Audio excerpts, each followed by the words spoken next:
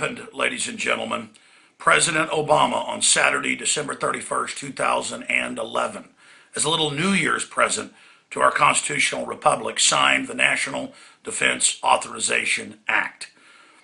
And he had an accompanying signing statement saying, don't worry, even though it says we can secretly arrest U.S. citizens and throw away the key, we won't be implementing it this way. Of course, he could always change his mind, because here's the big lie. It was President Obama, Senator Carl Levin, of his own party.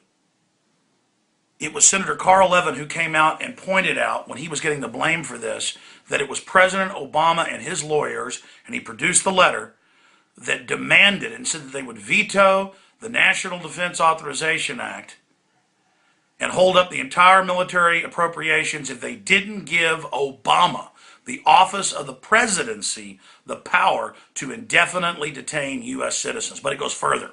There's all these creepy clips we've got on Infowars.com from C-SPAN of the authors and sponsors of it.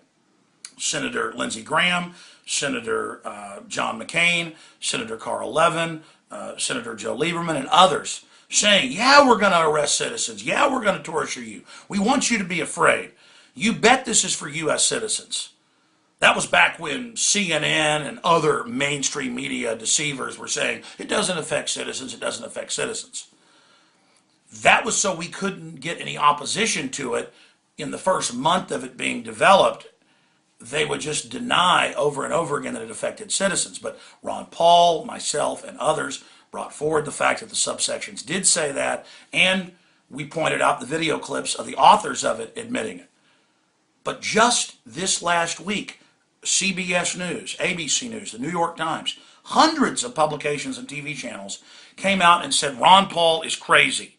He believes that the NDAA affects citizens and allows the military to operate domestically.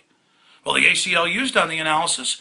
It's a worldwide declaration of the entire planet as a battlefield, a worldwide declaration of war by the corporate interests that run our military and our government that have hijacked it.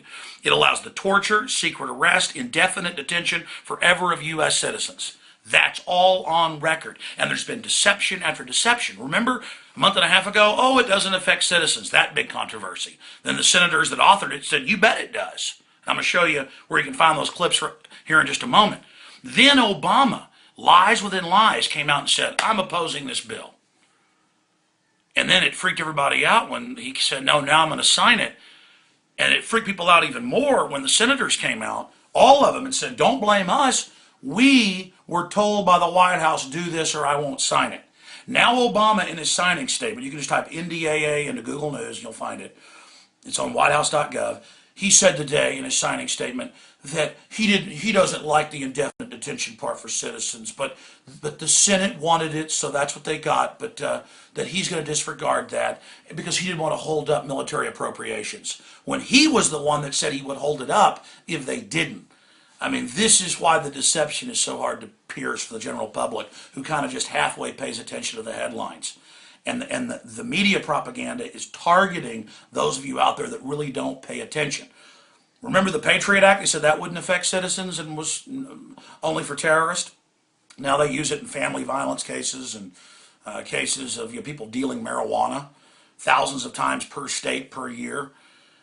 Remember how they weren't going to spy on us without warrants. Now they just admit they are. Now the TSA's announced they're going to be at checkpoints all over the country, and they're actually running the checkpoints as we speak. This is a total takeover by criminal interests that have seized our nation, and they need to put this police state grid in place to maintain and protect themselves from the public. The criminals need a tyranny in place so they can continue to get away with all the crimes they've committed. Now let me just briefly show you the facts right here. Number one, you've got the ACLU. This is just out today, December 31st, 2011, just a few hours ago. President Obama signs indefinite detention bill into law. And what do they say about it? They say clearly he has disgraced himself. You can read it right here. It says today is a blight on his legacy because he will forever be known as the president who signed indefinite detention without charge or trial into law. And this is worldwide. And some said, oh, this isn't for citizens. Really, Obama's been killing U.S. citizens without a trial and setting the precedent and saying, oh, well, they're terrorists.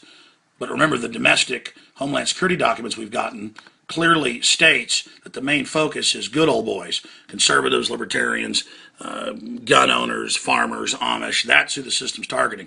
Now, here's Infowars.com. Obama administration demanded power to indefinitely detain U.S. citizens.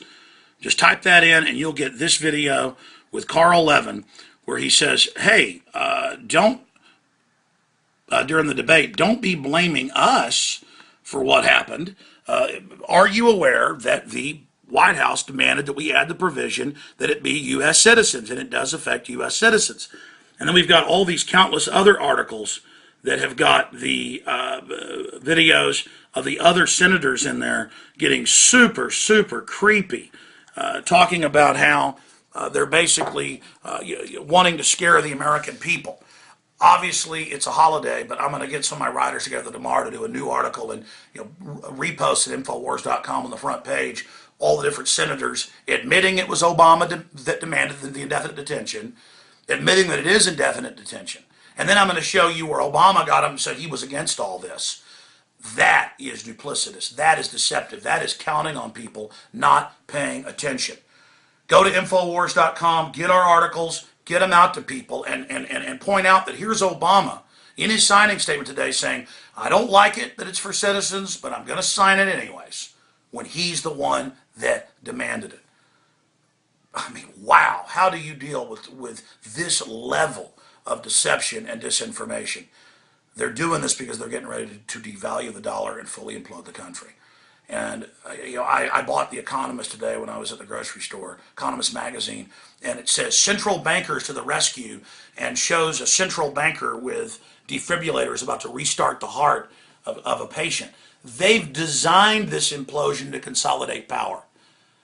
Every time things get worse, they get more power. Then it gets worse, they get more power. When the IMF and World Bank documents are public, how they plan to take over the U.S. and Europe and bankrupt it through derivatives. Things are going well for them. They're not screwing things up. When Hitler was invading France, things were going well. That wasn't a screw up. They're taking over. They're destroying and overthrowing the republic. He said this bill does go against our cherished values, but I'm still signing it. That's a quote in there. Go read a signing statement. Our cherished values. No, not our values, our law. Our law, you tyrant. But remember, the office is being turned into a dictatorship for the bureaucracy. The president himself's a teleprompter reading nobody. This is going to be handed on to future puppets. All right, hope you're having a great new year. Please get this out to everybody, ladies and gentlemen. We've got to stand together or hang separate.